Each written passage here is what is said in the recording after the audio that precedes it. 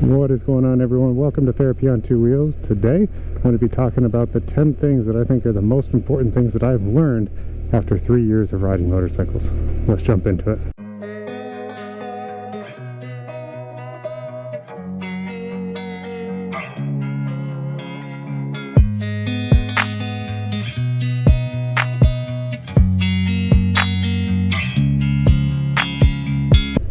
So we'll start off today with the 10 things that I think are the most important things that I have learned after 3 years of riding motorcycles. And I know other people have made videos out there telling you about, things that they learned about putting their left foot down when they come to a stoplight instead of putting the bike in neutral, or putting the right foot down. Not going to be talking about those today. More so, I'm be talking about overall as a motorcyclist. These are the kind of main things that I've learned along the way over the past 3 years. And let me know if you have some of the same experiences, or if you have any other tips for newer riders about things that maybe you weren't thinking about until after you started motorcycling, and things that you can share with newer riders as well. So the first one here is that motorcycling is an expensive hobby. You may have heard this one from other riders out there, but motorcycling in general is an expensive hobby to get into. Now, it does depend a lot on what type of riding that you want to do, your interest in different types of bikes. If you're just going out and you want to get a cheap dirt bike, you want to go out on the weekends, you can get away with some pretty cheap gear and a cheap dirt bike. But if you want to do more cross-country riding, or maybe you're going to do track days, motorcycling can get pretty expensive. When you are looking at different bikes, you can find some for under $1,000 that are probably older, higher mileage, but maybe in still decent condition. And then you can get some really expensive bikes out there that are over $100,000. Or if you're looking in more of the mainstream bikes, probably something like a Harley Davidson, you can get one for about 35 grand. There's some pretty expensive Harleys out there, as well as some other smaller companies. But in general, the bikes that you buy can be somewhere in that range. Now, on top of the cost of the bikes is also going to be the cost of the gear that you're typically going to be wearing. Now, a lot of times newer riders are going to start out with the cheapest gear that they can buy, just because of cost efficiency, and you're going to be upgrading pretty soon, because that gear is either not going to suit you well for the type of riding that you're going to do in the future, or it could be that maybe you just want nicer gear, or maybe more stylish gear. There's a lot of dependencies on what type of gear you're going to need, depending on what type of riding that you're going to be doing in different conditions. But for me personally, I have, I think, like 3 or 4 sets of gear now, just for different styles of riding, for off-road riding, for warm riding, cold riding, a little bit of everything. I have different type of gear. But I started out with one set that was good down to about 50 degrees, because I had like an inner liner that I can put into there, but then the top was mesh gear.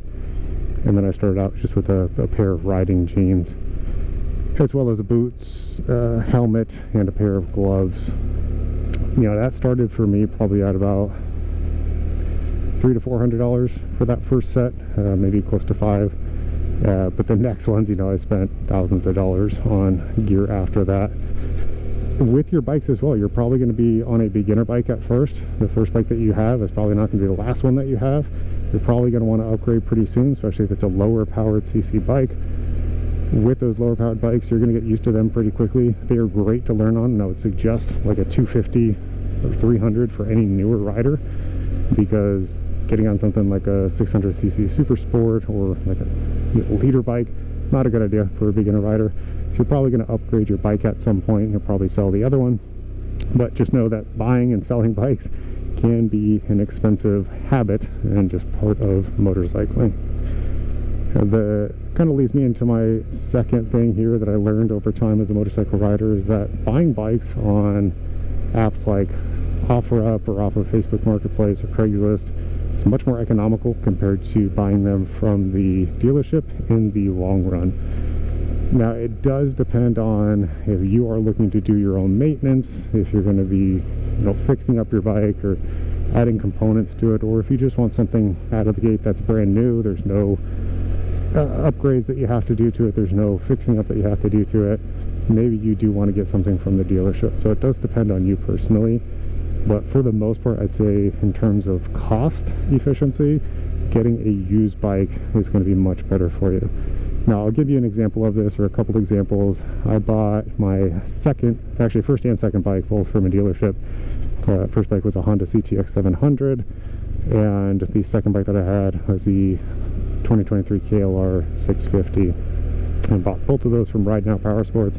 Great people over there. This was in Las Vegas off of Rancho. And the one thing that you'll note, because for me, I was a newer rider, didn't know a lot about fixing up bikes, didn't want something that I'd have to be wrenching on all the time as I'm starting to learn how to ride motorcycles. So I wanted something that I knew had already been checked over by professionals, was in good working condition, and had warranties on the bikes. So if there was anything wrong with it, I can just take it back in and they would fix it up basically for free or for a lower cost for me. Now, as I got more experienced on bikes, as I got more knowledgeable with fixing up bikes, doing basic maintenance, doing some smaller mechanical jobs or a little bit easier mechanical jobs, I felt more comfortable going to purchase additional bikes off of OfferUp. You can find a lot of good deals on there, especially, depending on what areas that you're in. For me, I was buying them off of OfferUp in Las Vegas, as well as now in Southern California here, and I found some fantastic deals on bikes. Now, some of the bikes that I bought did need things to be fixed up on them, so it did take a little bit of my time for not only some of the basic maintenance, but also, I had to change out clutch plates on the Yamaha Bolt that I have. That should have been a 2-hour job, but it took me, because I didn't really know exactly what I was doing besides watching YouTube videos. It took me close to 5 hours to finish that up. So it does take my time, my effort, whereas if you buy something from the dealership, you can drop it off, pick it up a couple days later, and everything's done, but you are going to be paying for that out of your own pocket. The next thing on here is that most people don't care that you ride bikes. This is one of those things that, even for me as a newer rider, thinking about before I even got into riding, I didn't really notice motorcycles too much on the street. Didn't really care when they passed by. I didn't care about the sound of them. Didn't care about the look of them. I was more into cars at that point in my life.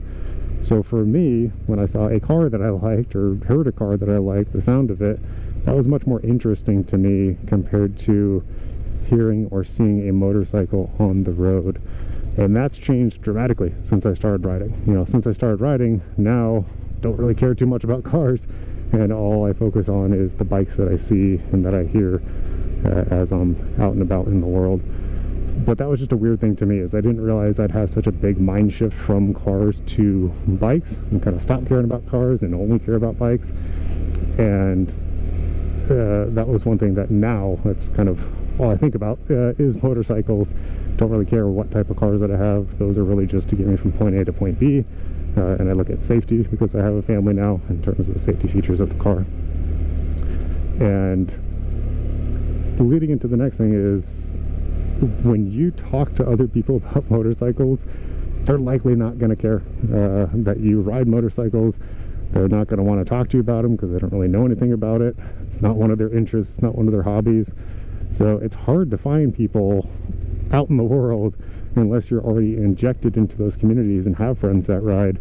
It's hard to find people to talk to, your hobbies about, that are not online or that you're meeting up for group rides, because most people just do not care about motorcycles, the vast majority of people, at least in the US here.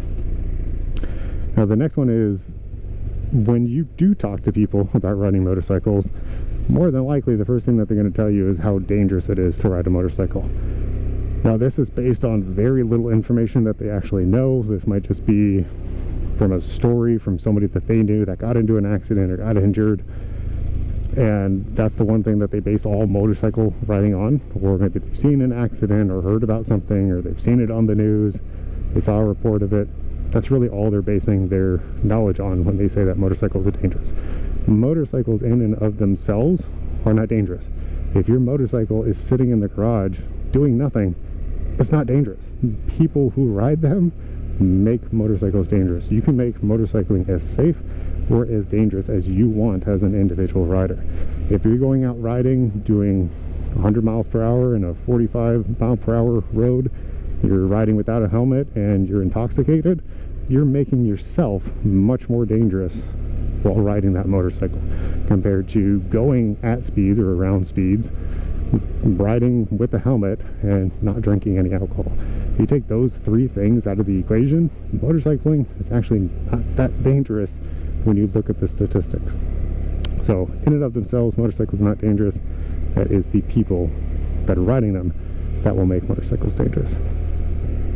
Now the next one on my list here, number 5, is that car drivers really cannot see you when you're on the road, mainly because they're not looking for you. Most people, at least here in the United States, which make up 97+% of the drivers on the road, are in a car. So most of the time, if not all the time, they're just looking for other cars on the road when they're, pulling out to make a left-hand turn or right-hand turn. They're going to make a U-turn. Whatever they're doing, they're typically only looking for other larger vehicles on the road. They're not looking for a small little motorcycle with somebody sitting on the top of it. A lot of times, even when they see it, they almost see through it. It's almost like you are see-through even though you're right in front of them, because their brain just does not register a lot of the time what it looks like for somebody to be riding a motorcycle compared to somebody driving in a car. So keep that in mind. Don't get too pissed off if somebody does cut you off or they pull out in front of you. As long as you are still uninjured, there's no need to make a big fuss about it.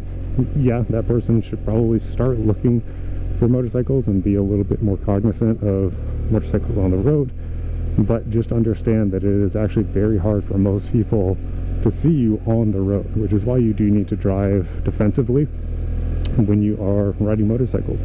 You basically have to ride like you are invisible, because again, most people cannot actually see you, or they're not intentionally looking for you while you are riding. So make sure you're riding safe, and just understand that most of the time you are not going to be seen by car drivers. Now with accidents, and specifically with motorcycle deaths, a lot of them are preventable, and it's unfortunate because we know this information already.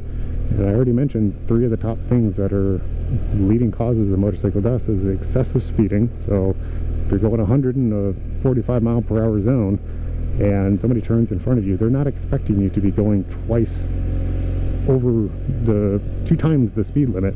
That's just doesn't make sense, because they're judging things based off of people going around the speed limit. So if you are going really, really fast for that area, not going 50 in a 45, I'm not talking about 5-10 miles per hour difference. I'm talking about excessive speeds, and especially slow areas. That is one of the main reasons that people die from accidents, because they're going at excessive speeds, and they're either going to get T-boned or somebody's going to pull out in front of them, because they're not expecting you to be going that fast on those types of roads. The next one is not wearing helmets. Not wearing gear on your body, that's one thing. You can get your skin torn off and you're still going to be alive. It's going to be extremely painful.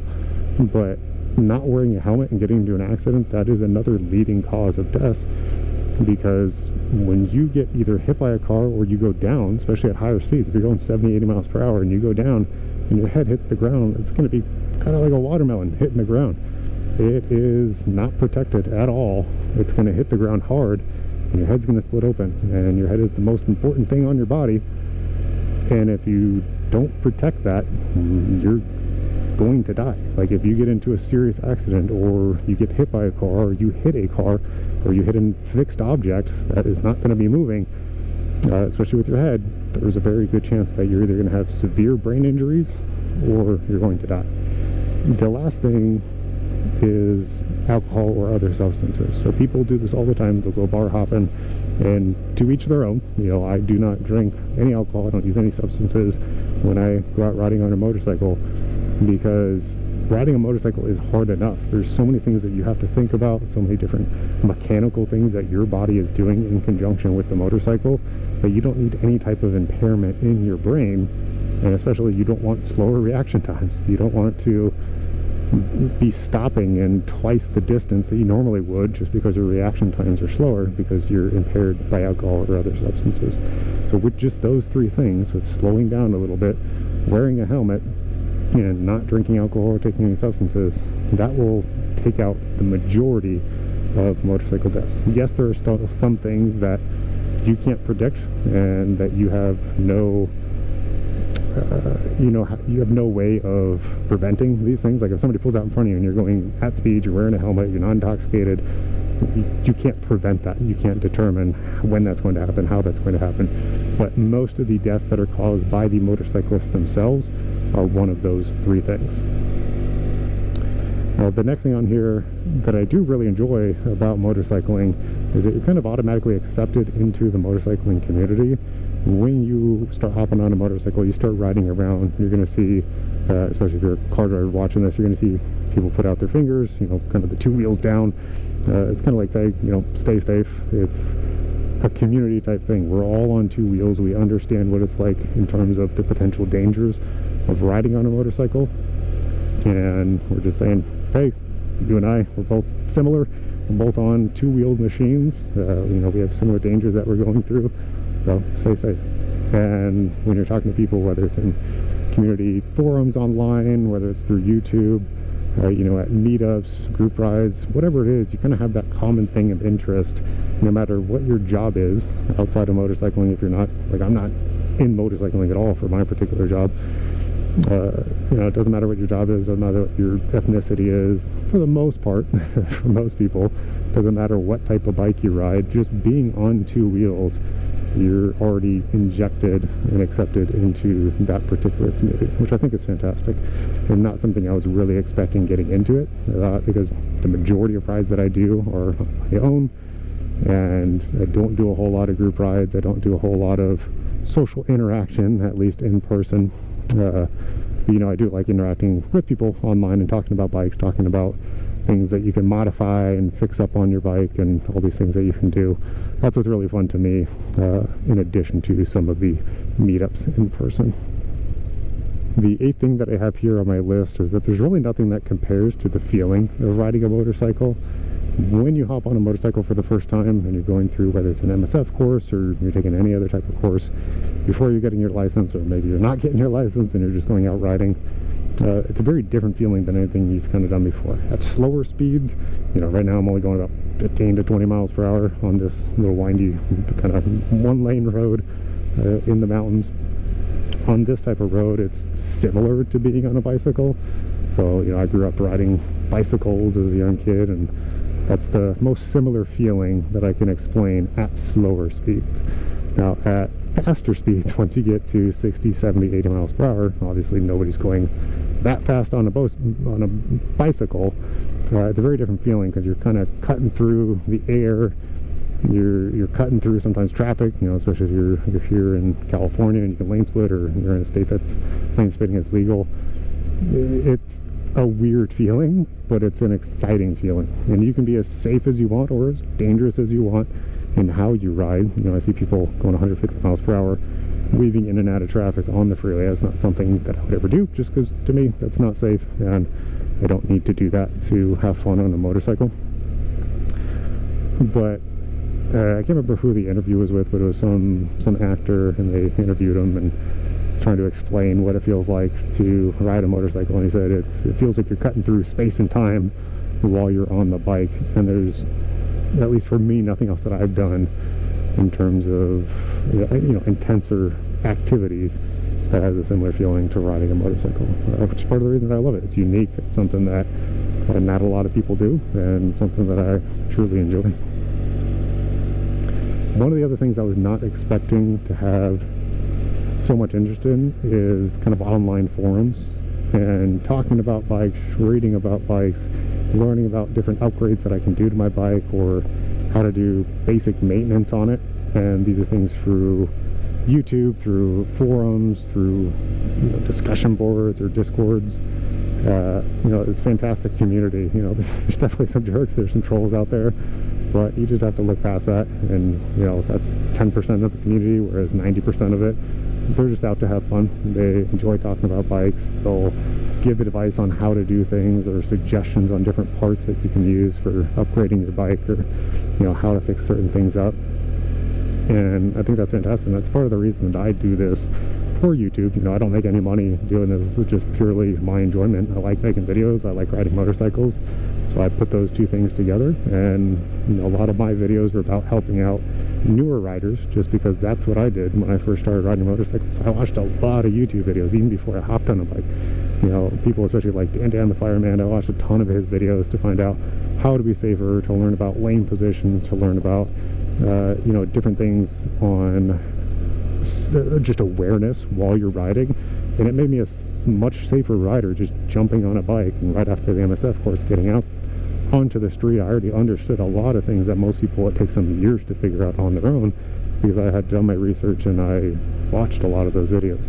And you got people like MotoJitsu, who I know it's actually close to me, down here in San Diego in Southern California, and he's great with like slow speed maneuvers and understanding how to get different lean angles on the bike, and talking about the common issues that especially newer riders have when they are riding motorcycles, especially at faster speeds, going around curvy roads. Because that's what I love doing. You know, I don't necessarily need to go super fast, but I love going on curvy roads, especially with my bike here. I got a BMW F800R, which is super fun, naked bike to ride around on curvy roads. But it's also good on, you can see I'm out here going 25, 30 miles an hour on these bumpy roads, and it actually is fairly comfortable. But watch a lot of those YouTube videos, understand what it's like to ride a motorcycle before you even hop on one, and it's going to make you much more knowledgeable and make you feel much safer getting out onto the road for the first time on a bike. Now, the last thing I'm going to talk about here is that I wasn't really expecting when I started riding, is when you're not on your motorcycle riding, a lot of times you're still thinking about your motorcycle. You're still thinking about riding. You're thinking about the next ride that you want to do. Think about the next part that you want to buy for your bike. You're looking up different bikes that you might want to purchase in the future, or trade for, or sell your bike and buy another one. Whatever it is, a lot of my mental space outside of not riding a motorcycle is thinking about motorcycling. Is thinking about all those things that I just mentioned, you know, kind of from the time that I wake up to the time that I go to sleep. And this is one of my favorite hobbies that I truly enjoy, and I like learning about. And I like, for me, becoming a safer rider, becoming a more knowledgeable rider, more experienced rider. And a lot of that is just wanting to do that, thinking about it, having motivation to make yourself safer and make yourself more knowledgeable. So those are kind of the 10 things that I wasn't really expecting getting into motorcycling, that I think are actually really important to understand before you hop on a bike or before you get into the motorcycling community. And those are things that you're gonna have to think about, and that you're probably gonna notice yourself along the way. There's probably plenty more, so if you have additional recommendations or things that you weren't expecting when you started riding motorcycles, go ahead and put those down in the comments. Like, subscribe, hit that notification bell if you do want to see some of my future videos. Try to post my videos once per week on Friday afternoons. But that's it for today. Hope you enjoyed it. I'll see you on the next one.